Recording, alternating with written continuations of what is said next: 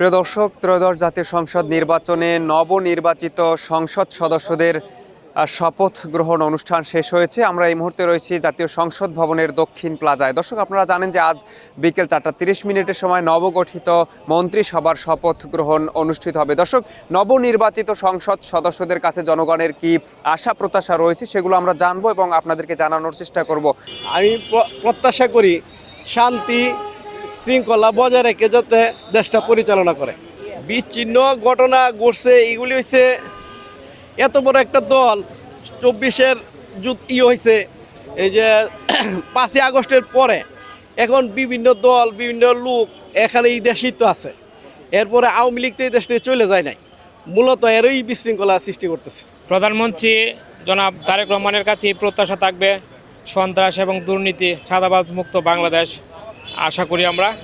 পাশাপাশি দেশের অর্থনৈতিক যে ক্ষতি, বিগত সরকার যে অর্থনৈতিক ক্ষতি করে গেছে, সেই ক্ষতি যেন অর্থনৈতিকভাবে যেন স্বাবলম্বী একটি বাংলাদেশ, তার কাছে আমরা প্রত্যাশা করি।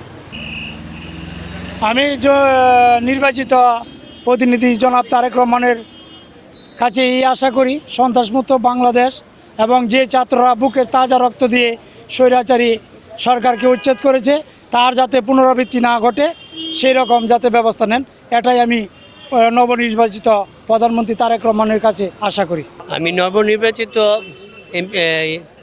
প্রধানমন্ত্রীর কাছে আমার এইটুকু আবেদন, তিনি যে পরিকল্পনা নিচ্ছে হাতে, ফ্যামিলি কার্ড, তারপরে কৃষক কার্ড, তারপরে আরও কিছু যেটি আছে সব কিছু বাস্তবায়ন করলেই ইনশাআল্লাহ জনগণের প্রত্যাশা এবং জনগণের মন জোগাড় করতে পারবে। তার কোনো বাধা সৃষ্টি হবে না, তার কোনো প্রতিদ্বন্দ্বিতা থাকবে না। পাঞ্জাবের জগতে একটি বিশ্বস্ত নাম শাবাব এথনিক ওয়্যার।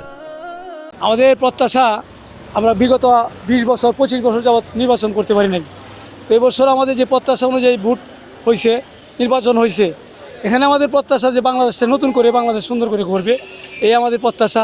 গরিব দুঃখী আবল বনিতা সকল মানুষ যেন সন্তুষ্ট হয় এই সরকারের প্রতি। বর্তমান প্রধানমন্ত্রী তারেক রহমানের কাছে আমাদের আশা বাংলাদেশটাকে যাতে নতুন করে তৈরি করতে পারে, সন্ত্রাসমুক্ত একটা দেশ গঠন করতে পারে, এই আশা আমরা সবাই করি। আমরা আসলে আশা করতেছি তারেক রহমানের কাছে দেশটা অনেক সুন্দর চলবে। সাধারণ মানুষের যে আশা আকাঙ্ক্ষা, সন্ত্রাস দুর্নীতি মুক্ত বাংলাদেশ গড়বে, এটাই তার কাছে আমাদের আশা। আমাদের দেশ নায়ক তারেক রহমান এখন বর্তমানে প্রধানমন্ত্রী, আমরা চাচ্ছি দেশের সুশৃঙ্খলভাবে একতাবদ্ধভাবে সবাই এককভাবে কাজ করুক, মিলেমিশে কাজ করুক, কোনো দেশে কোনো নৈরাজ্য সৃষ্টি না হয়। এই যে সামনে মাহে রমজান আসতেছে, এই উপলক্ষে কিছু সিন্ডিকেট বাজার দ্রব্য নিয়ন্ত্রণটা সিন্ডিকেট মুক্ত করতে হইব। প্রতি বছর রমজান মাস আসলে বাংলাদেশে ব্যবসায়িক একটা উৎসব হয় যে দাম বাড়াইব কীভাবে, একটা প্রতিযোগিতা হয়। সবার আগে এই রমজান মাস উপলক্ষে বাজার দরটা নিয়ন্ত্রণ রাখতে হইব। দ্বিতীয়ত সন্ত্রাস চাঁদাবাজ মুক্ত দেশ করতে হইব।